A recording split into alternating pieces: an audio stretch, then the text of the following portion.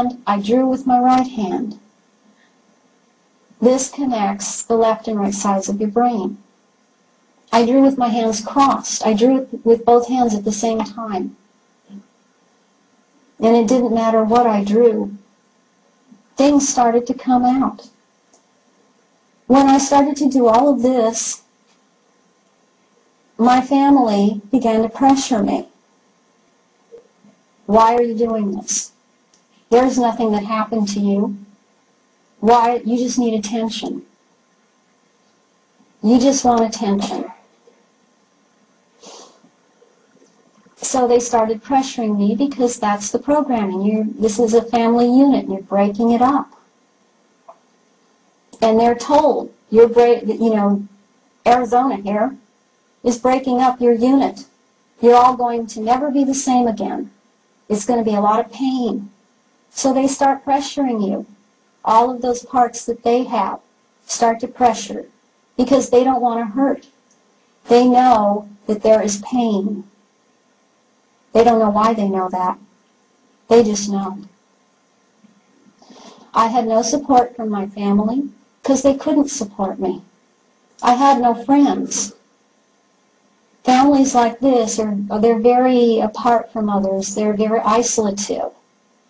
So what I did is I went into therapy. Memories are layered. The first thing that comes out is your sexual abuse by a family member, friend, relative. That's what comes out. That's the way it's supposed to come out. You're supposed to be horrified and go, thank God, this is what it is.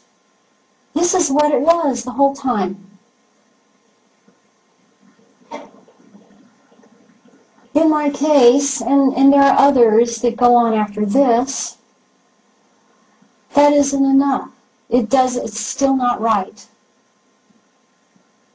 And because I drew, and this is what I believe, because I drew pictures, and because those parts of me that couldn't say it could draw it, other things started coming out.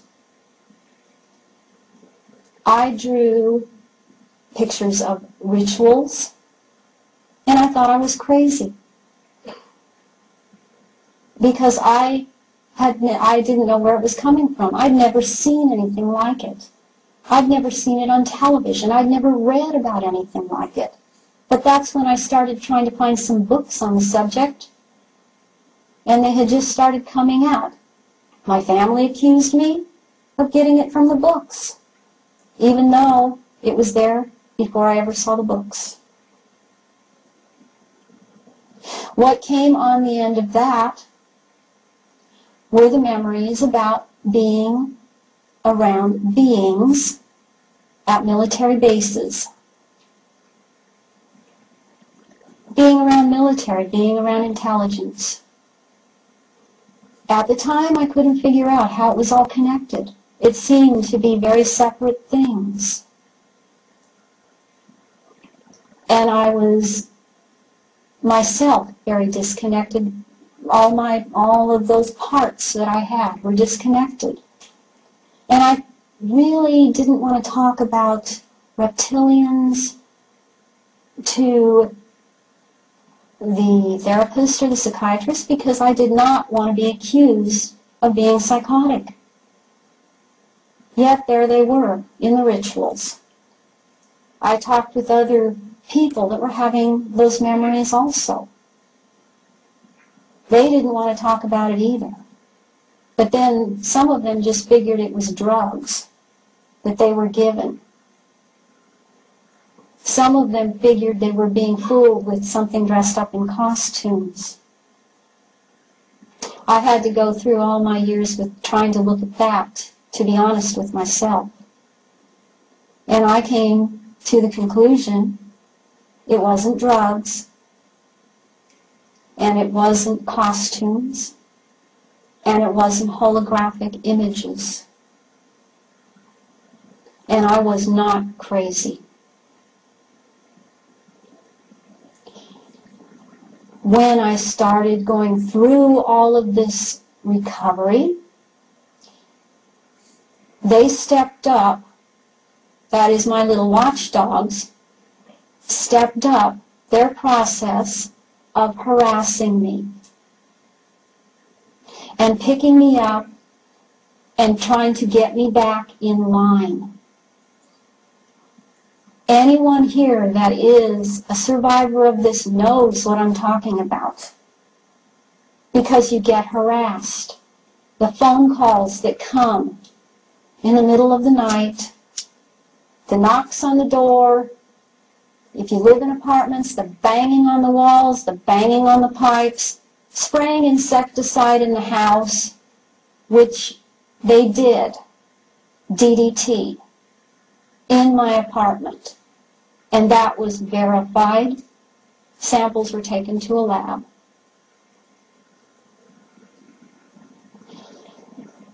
Being picked up and given drugs.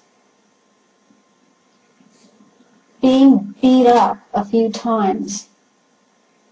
And I have photographs of what was done.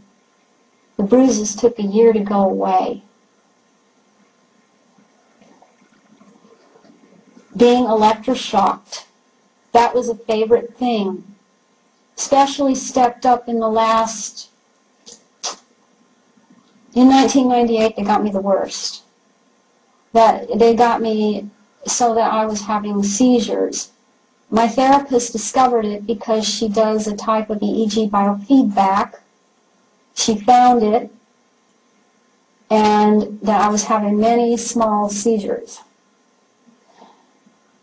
And she also had discovered a few years before that I was walking around in a delta state. I was wide awake, walking around delta state. What I know about that is that is the off switch for someone who is being used for psychic purposes by the government. They want you in a delta state. You're effectively off, and you're not utilizing the psychic channels. You're safe that way.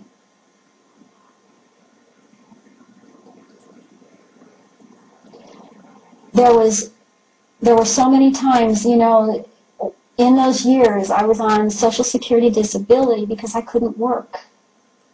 I became so disabled that I couldn't work, and therapy was my only thought, my only hope, because all I knew was that I could go in and talk about all of this. And I had therapists that were willing to work with me. I didn't have any money. I had no source of support other than Social Security disability. My main concern was therapy and keeping a roof over my head, because I moved 11 times because I didn't have much choice in a living situation. There are many out there that are in this position. It's extremely hard because you don't have any support. And you have all of this harassment. Even now, people don't even have the option of therapy like I had it.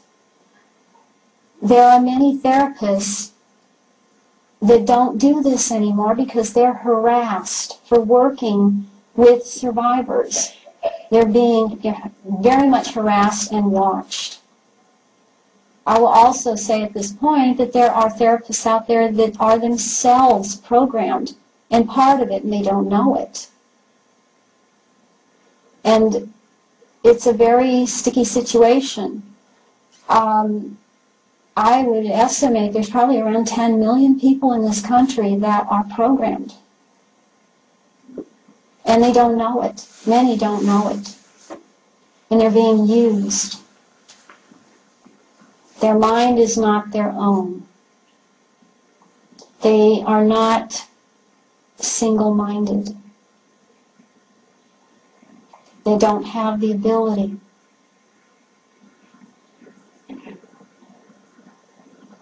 I was picked up many times and hurt so badly that I was sick in bed. I couldn't move.